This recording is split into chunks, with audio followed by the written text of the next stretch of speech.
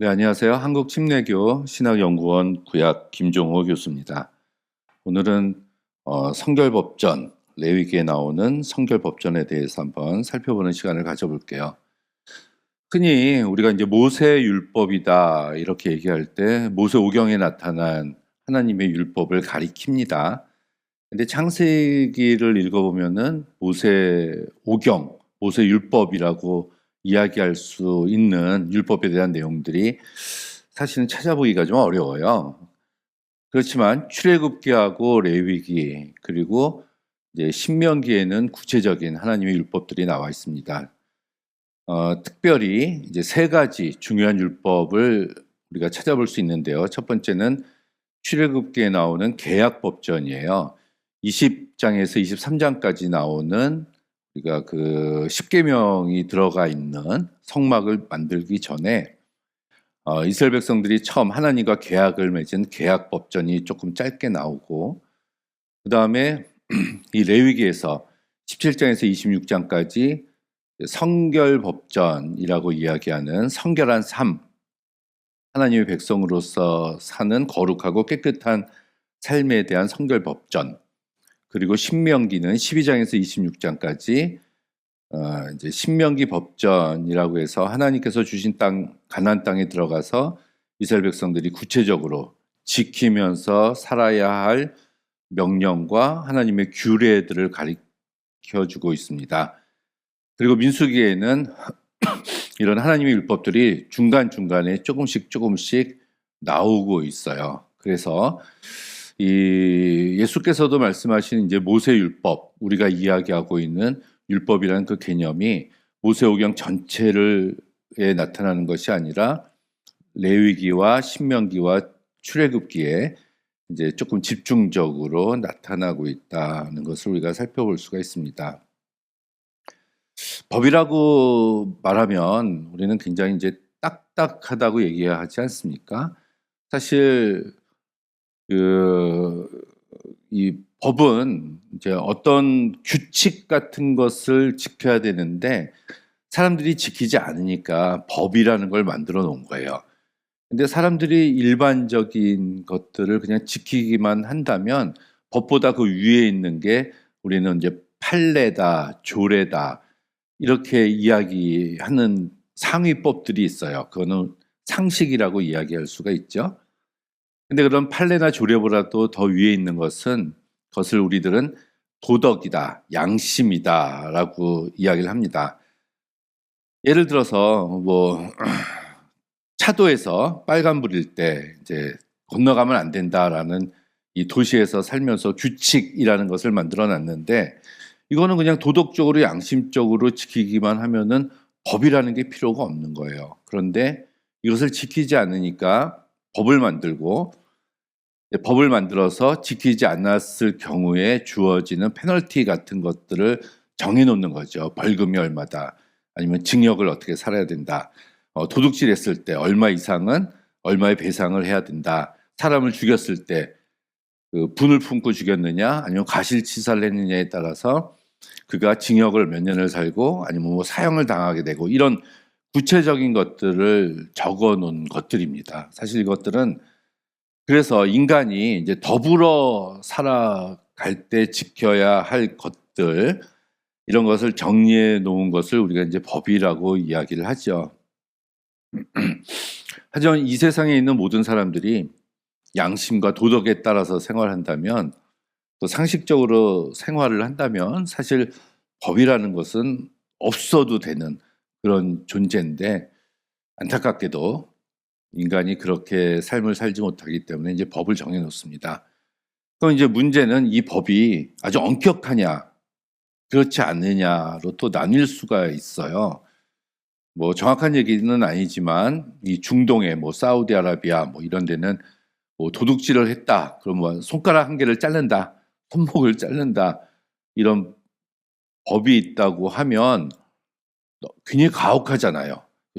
조그만 것을 훔쳤을 뿐인데 지나친 벌을 주는데 이게 범죄 효과를 미연에 방지한다는 그런 효과는 가질 수가 있는데 너무 이제 인간적이지 않다, 인간 존엄성이 상실한다, 그래서 그 경중을 어느 정도 두느냐, 100만 원 이하의 벌금, 3천만 원 이하, 5천만 원 이하 이런 것들을 가지고 이제 법조문에 다 디테일하게 이렇게 정해 놓는 거 아니겠습니까?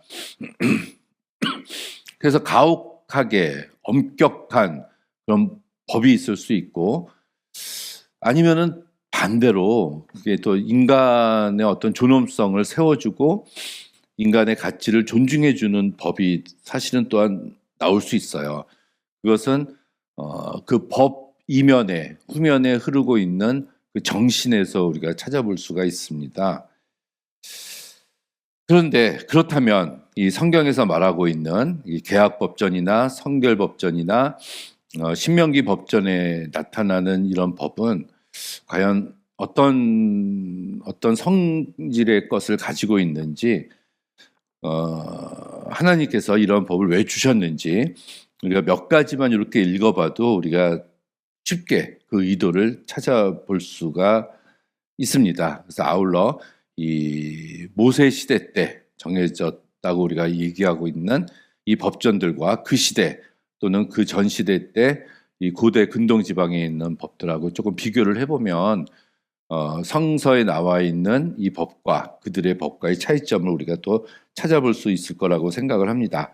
오늘 이 시간에는 그 법전 중에서 성결 법전에 대해서만 이야기를 나눠보도록 하겠습니다. 범위는 레위기 17장에서 26장까지, 그래서 마지막에 서헌법 27장까지 한번 살펴보도록 할게요.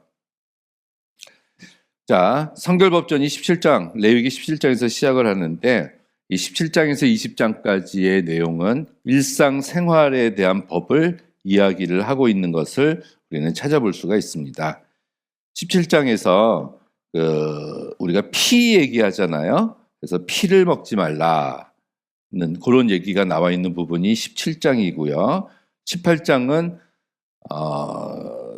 그런 성적인 문제를 일으켰을 때 어떻게 대처해야 되는가에 대한 이야기를 나누고 있는 것이 18장이고, 19장은 또 이제 일상생활에서의 이런 거룩함을 지키기 위해서 우리가 어떻게 해야 되는가 이런 것들, 그리고 20장에서 또 약간 조금 더 엄격하게 일상생활에서 지켜야 될 성적인 문제에 대해서 이야기를 해주고 있습니다.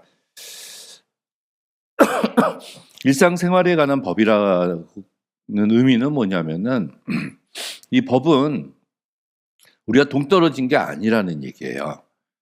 우리가 하루하루의 생활을 영위해 나가는 데 있어서 어떤 먹는 문제, 또 이웃과 이렇게 살아가는 이런 문제들, 하나님의 백성으로서 이 공동체에 거룩한 영향력을 끼치고 이 공동체가 무너지지 않고 하나님 나라의 공동체로서 유지하기 위해서 지켜야 할 것들에 대해서 이야기를 하고 있다, 이렇게 볼 수가 있겠죠.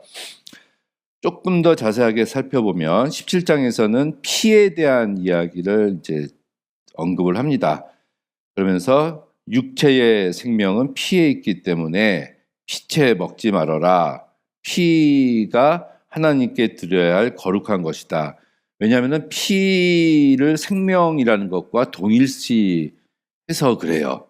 이 피는, 그래서 피를 먹는 자는 백성 중에서 끊어짐을 당하게 된다. 이것은 바로 하나님께서 하나님의 형상으로 만드신 이 사람, 인간에 대한 생명 존중 사상을 하나님께서 실현시키기 위해서, 가르쳐 주시기 위해서 이런 말씀을 하신 것이다. 우리가 이렇게 살펴볼 수가 있겠네요. 이 법이라는 거, 특히 성서에 나와 있는 이 법은 그 이면에 흐르는 이 법을 주신 하나님의 목적을 확실하게 우리가 받아들여야 됩니다. 그렇지 않고 문자적으로 해석할 때 아주 깊은 오류에 빠질 수가 있어요. 이런 말씀을 근거로 해서 이제 어떤 이단들이나 이런 사이비 종교가 이 말씀을 근거로 해서 군대에 가는 것을 거부한다라고 자신들의 그 종교의 그 좌우명으로 삼고 있는 것은 성서를 잘못 해석했기 때문에 나오는 것이다. 이렇게 볼 수가 있죠. 자, 그 다음에 18장에 보면은 성적인 규례를 이야기해요.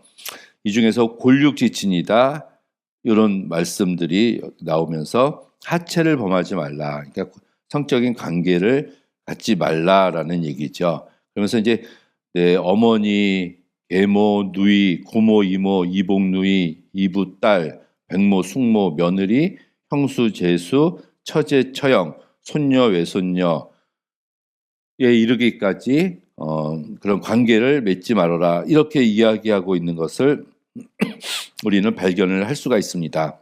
뭐 당연히 뭐 이래서는 안 되는 건데 이게 고대 사회하고 오늘날의 사회하고의 약간의 차이점을 봐야 돼요. 결혼 관계를 놓고 봤을 때 성서에서 이 족장 시대 때 보면은 사촌끼리의 사촌 사이의 결혼을 허락한 것을 우리는 알 수가 있습니다. 이삭하고 리브가 또 마찬가지잖아요. 그런데 그 사촌하고 가까운 삼촌 사이의 결혼은 금지시킨 거예요. 이 18장에 나와 있는 이 모든 이런 관계들은 다 삼촌 사이입니다. 촌수로 우리가 따졌을 때, 그러니까 사촌보다 가까운 사이에 끼리의 결혼을 금지시키는 근친상간을 방지하려고 하는 목적, 그런 질서를 세우는 것, 그 범위를 규정하는 것, 남자가 아내로 삼을 수 있는 여자의 범위를 규정하는 그 규례로 만들어 놓은 것이 바로 이 성적인 규례, 이 18장의 내용이라고 우리가 살펴볼 수가 있습니다. 어머니 계통은 가족의 질서를 유지하는 거고요. 계모와의 관계는 부권을 존중하는 거고, 자매, 부모와의 관계를 금지시킨 것은 혈연, 보호, 그리고 며느리와 형제, 아내의 하체를 범치 말라. 이것은 가족과의 관계를 유지시키기 위한 것. 물론 이 마지막에 동성애와 짐승들, 수간 같은 것도 금지하는데 이것은 자연 질서 자체도 존중하려는 이런 의미에서 이제 쓰여진 것이다. 그래서 이 18장은 그냥 꼭 어떤 하체를 범치 말라 이렇게 이야기하는 것보다는 결혼할 수 있는 그 범위를 규정해 준 것이다. 이렇게 보는 것이 훨씬 더 자연스러운 것 같습니다. 21장과 22장에서는 특별히 또 지면을 할애해서 이 성결법전에서 예배를 인도하는 인도자, 제사를 인도하는 제사장들에 대한 이야기들을 따로 떼어서 여기서 다루고 있습니다. 이것은 종교 지도자는 확실히 더 높은 수준의 윤리적인 도덕적인 삶을 깨끗한 삶, 성결한 삶, 정결한 삶을 이 하나님께서 요구하고 계시다라는 것을 알 수가 있습니다. 우리는 사실은 하나님 안에서 또 그리스도 예수 안에서 다 형제 자매죠. 모든 사람들은 형제 자매인데 그 중에서 특별히 하나님께서 어떤 사람들을 선택하셔서 하나님의 일을 할 수 있는 역할을 부여를 하셨어요. 예전에는 그것이 레위 지파였고 그 레위 지파 중에서도 또 그 아론을 택하셔서 아론과 그 후손들로 하여금 제사장 직분을 삼으셔서 하나님을 섬기는 일에 대한 특별한 역할을 부여하셨습니다. 모두가 이스라엘 백성이지만 신약 시대에 오고 오늘날에 와서는 어떤 의미에서는 이 목사라는 이런 직분도 사실은 주님 안에서 다 형제 자매인데 특별히 하나님의 일을 하기 위해서 조금 다른 이런 역할을 부여받았다. 뭐 특별한 존재라서 더 성스러운 역할을 하는 것이다. 이렇게 얘기하고 싶지는 않습니다. 그런데 어쨌든 그럼에도 불구하고 주의 일을 할 수 있도록 특별한 임무, 역할을 부여받았기 때문에 사실은 더 높은 수준의 그런 윤리적 삶을 하나님께서 요구하신다고 생각을 해요. 그래서 우리가 레위기 3장에 나오는 속죄제에서도 24장에 나오는 속죄제에서도 똑같은 범죄를 저질렀을 경우에도 그 종교 지도자가 내는 제물의 양과 일반 평신도가 내는 제물의 크기가 질적으로 형격하게 차이가 나는 것을 속죄제를 통해서 저희들에게 보여주고 있지 않습니까? 그래서 오늘날 목회자들은 특별히 더 하나님 앞에서 또 다른 사람들 앞에서 거룩한 그런 삶을 살아야 되는 것이 하나님께서 요구하시는 삶이다. 저는 그렇게 생각을 합니다. 23장, 24장에서는 절기들 이야기들을 하고 있어요. 특별히 안식일, 유월절, 맥주절, 초막절 이렇게 그 특별한 절기, 하나님께서 택하신 어떤 날들을 하나님께서 정하셨는데 이 날들을 또 거룩하게 구분해서 이날은 하나님의 날로 정하고 하나님께 예배드리고 하나님께서 베풀어 주신 은혜를 기억하는 그런 시간을 갖도록 하나님께서 특별히 주신 날들입니다. 조금 자세히 살펴보면 이제 유월절 있죠. 그 무교절이 있는데 무교절은 여러 날이고요. 그 중에서 하루가 유월절이죠. 출애굽한 날을 기념하는 그래서 지키는 사실은 유대인들에게 있어서 가장 큰 절기는 유월절이라고 우리가 볼 수가 있습니다. 이날 아가서를 읽었다 이렇게 얘기를 해요. 그러니까 이제 아가서가 솔로몬과 술람미 여인과의 사랑 이야기를 다루고 있다면 유대인들은 아가서를 해석할 때 그 솔로몬과 술람미 여인을 하나님과 이스라엘 백성들에 대한 우화적인 해석을 했다라고 볼 수가 있습니다. 그걸 신약 시대에 와서는 그리스도와 교회로 이렇게 대치를 시켰다는 거고요. 이 유월절은 제일 큰 날이에요. 그래서 이제 신약 시대에 와서 1년에 한 번씩 유월절을 지키기 위해서 예루살렘으로 올라갔다는 거. 예수께서 이 유월절 날 유월절을 지키기 위해서 예루살렘에 입성하셨고 돌아가셨다는 거. 그게 다 이 유월절과 연관이 있습니다. 유월절 이후 50일이 지난 날에 우리가 이제 맥추절이다 또는 신약 시대에 와서는 이제 오순절이 되겠죠. 맥추절이니까 이제 보리하고 관련이 있어요. 그래서 이때 보아스 마당에서 이삭을 주었던 룻과 나오미 이야기가 나오는 룻기를 읽었다는 겁니다. 본격적인 수학이 있기 전에 이 보리 추수한 걸로 그때까지 먹고 살았다 이렇게 볼 수가 있죠.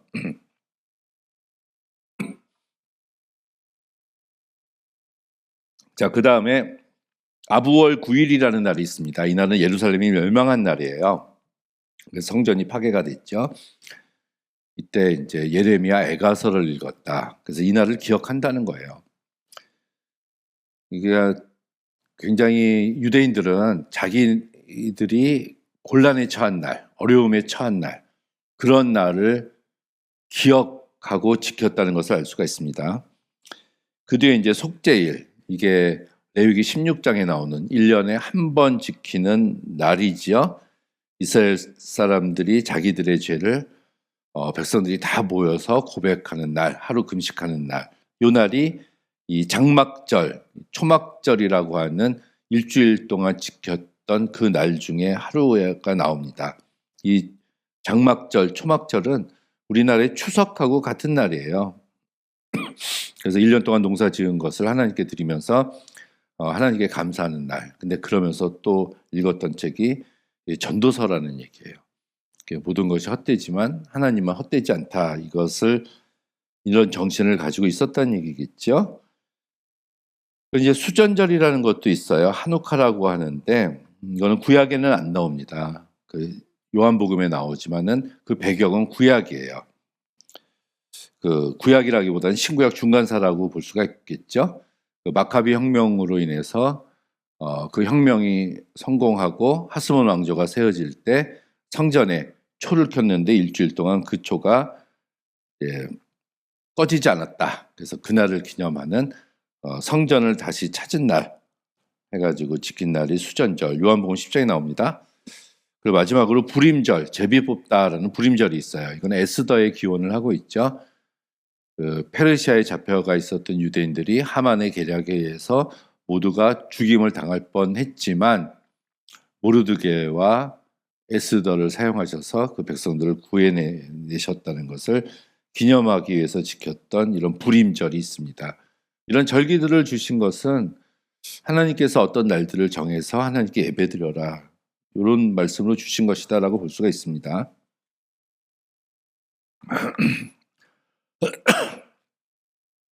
자, 달력이 있어요. 달력. 근데 본래 이스라엘 사람들의 이 달력은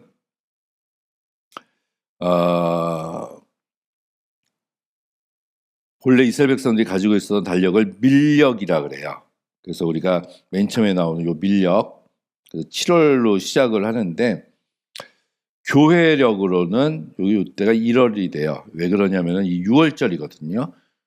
6월절을 기념해서 6월절 한 그 니산월, 그 달을 첫 번째 달로 다시 지켜라, 이런 말씀이 나와요. 그래가지고 이 교회력에서는 유대인들이 가지고 있었을 때는 7월 달이었지만 이 니산월을 1월 달로 해서 새로 지키게 됩니다. 그래서 우리가 나팔절이라고 들어보셨을 거예요. 초막절 할 때 그 달 1일을 나팔절로 선포해라. 나팔을 불면서 이제 신년이 왔다, 1월 1일이 왔다라는 게 이 민력에서 1월 달이 그 초막절이 있었던 그 달이기 때문에 그렇습니다. 이거는 한번 참고해 보시라고 제가 이걸 좀 정리를 해봤습니다.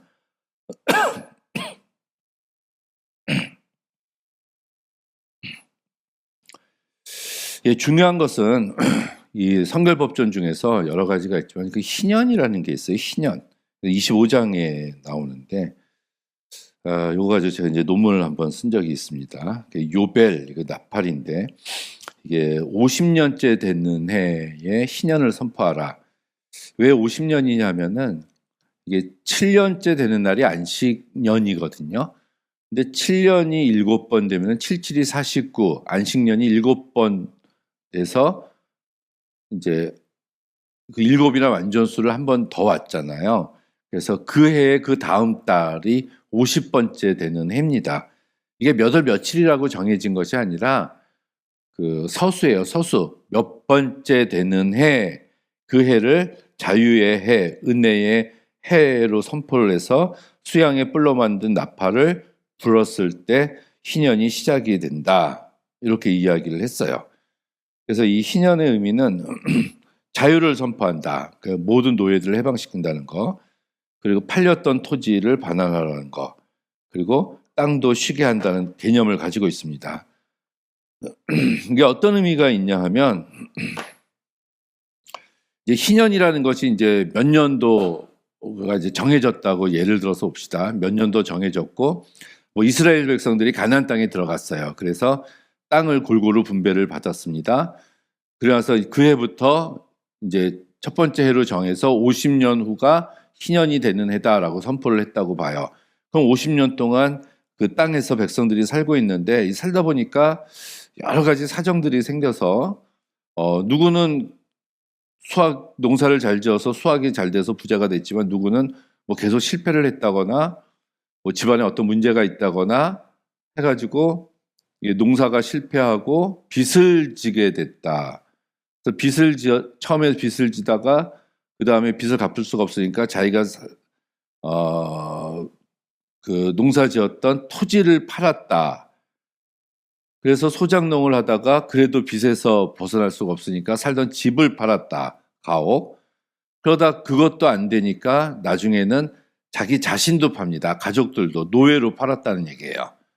그렇게 해서 뭐 비참하게 살게 됐는데 요게 50년이 딱 지나면 그 희년이 선포되면은 원위치가 된다는 얘기입니다. 희년이란 말은.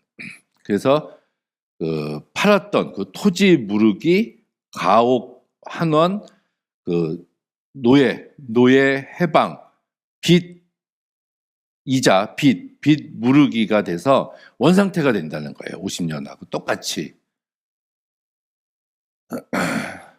이게 법이에요, 법. 이게 신현법이라는 겁니다. 신현법. 이 중요한 게 이제 토지 무르기잖아요. 기본적인 원칙은 이 토지는 이게 또 하나님 것이다. 하나님 건데 너희들한테 분배를 해준 거야. 분배. 원소유자는 하나님이야. 그러니까 거기서 너희들이 농사를 지어서 나오는 수확물은 너희 것이야. 그렇지만 토지의 주인은 하나님이니까 그 중에 10분의 1은 소장료로 하나님께 드리는 거야. 뭐 이런 개념을 가지고 있는 거예요. 그래서 원소유주는 하나님이었기 때문에 나중에 자기가 경작하던 그 토지를 빚을 져서 팔았어도 원래 주인은 하나님이니까 50년 되는 후에는 가지고 올 수 있다는 얘기죠. 결국 빈부격차를 방지하고 평등 공동체를 지향하는 그런 의미가 있습니다. 가옥도 마찬가지예요. 근데 이게 성 안에 있는 가옥과 성 바깥에 있는 가옥, 또 레위인이 차지하고 있는 살고 있었던 가옥 같은 거에 대한 구체적인 그 말씀들을 여기서 주시고요. 빚을 졌을 때 이자, 이스라엘 동족들 간에는 이자를 금지한다거나, 왜냐하면 이자로 인해서 빈곤이 오고 노예로 전락할 수 있기 때문에 그렇습니다. 이게 제2금융권, 뭐 제3금융권에 보면 원금보다 이자가 더 많아졌다, 뭐 이런 얘기 있지 않습니까? 그럼 빚 이자에 관한 얘기, 그리고 이제 노예 해방, 이스라엘 사람이 노예였을 때, 이방인이 노예였을 때, 그래서 이게 되무르기 법이라든가 이런 것들이 다 고엘 이런 제도가 룻과 나오미, 보아스 거기 다시 왔을 때 이런 얘기들을 우리가 성서 곳곳에서 찾아볼 수가 있어요. 그래서 이 희년은 경제적 요인이나 과욕으로 인해서 파괴될 수가 있던 이 공동체를 방지하려는 목적이 있고, 재산을 과도하게 증식시키려는 사람에게 그 한계를 정해줘서 다시 사회 환원이 되게 한다는 것, 궁극적으로는 그 사회가 평등한 사회가 되도록 하는 것, 이런 것들이 희년이 가지고 있는 현대적인 의미다라고 우리가 찾아볼 수가 있습니다.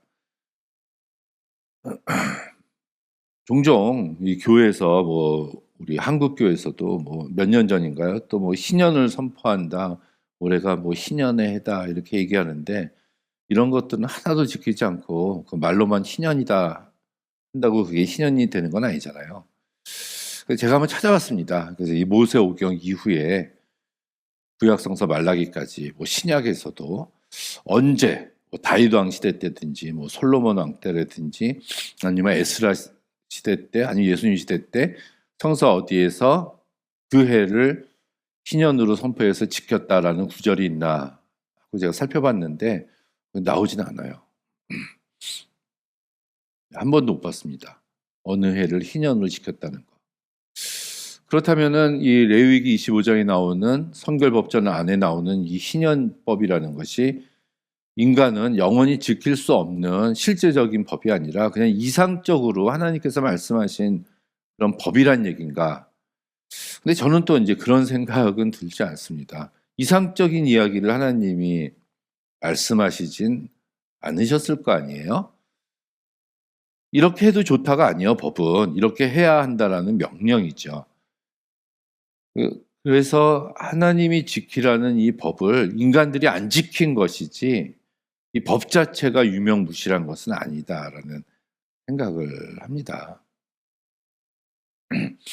특히 오늘날 한국교회에서도 이 희년법이 지켜져야 된다고 생각을 해요. 이게 뭐 경제, 민주주의 사회에서 불가능한 일이다 라고 할 수 있겠지만, 그렇게 우리가 얘기하는 동안 지킬 수 없는 이상적인 법이야, 불가능해, 그렇게 얘기하고 있는 동안에 이 지구촌은 썩어가고 있고요. 환경으로 오염돼 있고요. 몇몇 자본가들에 의해서 이 세상에 있는 재물과 부가 극점화되고 있습니다. 그래서 지금도 수많은 사람들이, 어린 아이들이 먹을 것이 없어서 굶어 죽어가고 있어요. 바다에다가 그 깡통, 통조림은 버릴지언정 그들에게 그 음식이 돌아가지 않습니다. 이 전 세계에서 생산하는 식량으로 전 세계인들이 충분히 먹고도 남아요. 근데 버릴지언정 나눠주지 않습니다. 예. 문제가 있어요. 이게 점점 더 타락하고 부패하면 주님이 오십니다. 이 성결법전의 의미는 하나님을 왕으로 섬기는 것이다. 이렇게 볼 수가 있고요. 그리고 일상생활에 대한 의식과 도덕, 절기들을 지키도록 하기 위함이다. 그리고 세상 사람들과 구별되는 삶, 도덕적으로 성결을 유지하기 위해서 우리가 살아야 될 것들 같은 것들을 이야기하고 있는 것입니다. 정리를 해볼까요? 우리가 또 이제 놓칠 수 있는 게 여기 26장이에요. 요 계명들 마지막인데 계명들을 요약을 해보면 하나님이 이제 축복해 주신다 이런 말씀이 나와요. 전반부에 비와 풍성한 수확을 주시고 전쟁이 아닌 평화를 선물로 주시고 적으로부터 전쟁했을 때 승리하게 해주시고 그리고 하나님의 임재를 경험할 것이다. 이런 약속의 말씀들이 11장에서 13절까지 11절에서 이렇게 나옵니다. 하지만 반대로 저주에 대한 이야기도 나와요. 이게 질병, 기근, 전쟁에서 패하게 될 것이고 가뭄과 빈약한 추수, 수확이 나오고 들짐승들이 공격하고 연병과 기근을 초래하는 전쟁이 일어나고 포로 생활을 하게 될 것이다. 이 분량을 따져보니까 주시겠다는 이 축복의 말씀은 13절인데 이 저주의 말씀은 25절이에요. 그러니까 2배죠, 2배. 이것들이 하나님의 약속과 명령과 규례, 이 성결 법전을 지켰을 때 주시겠다는 축복은 13절로 사실은 분량면에서는 작고 하지만 이 명령을 지키지 않았을 때 주어지는 하나님의 심판은 훨씬 더 디테일하게 하나님의 저주가 임한다. 이것은 이 법을 우리가 얼마나 잘 지켰느냐에 따라서 있다고 합니다. 그래서 잘 지키면 마지막에 하나님께서는 축복으로 모든 것을 이끌어 주시겠다라는 말씀으로 결론을 맺고 있는 것이 이 성결법전이다라는 것을 볼 수가 있어요. 이 구약의 법을 우리가 조금 이렇게 자세하게 이렇게 읽어보면 굉장히 우리 일상생활과 밀접한 것들이 많이 있습니다. 예수께서는 오히려 산상수훈에서 저 형제를 보고 미워하는 마음을 품은 것이 살인한 죄다. 살인죄라고 미워해도 죽인 거다 이렇게 말씀하시거든요. 저 여자를 보고 음욕을 품었다. 지나가는 여자 보고 아 예쁘다. 이거는 간음한 거다. 예수께서 이렇게 말씀하셨습니다. 예수님 말씀 지키기가 훨씬 더 힘들어요. 오히려 구약에 나오는 이 율법들을 우리가 지키는 것이 훨씬 더 우리의 일상생활과 관련이 있습니다. 동떨어진 법이 아니에요.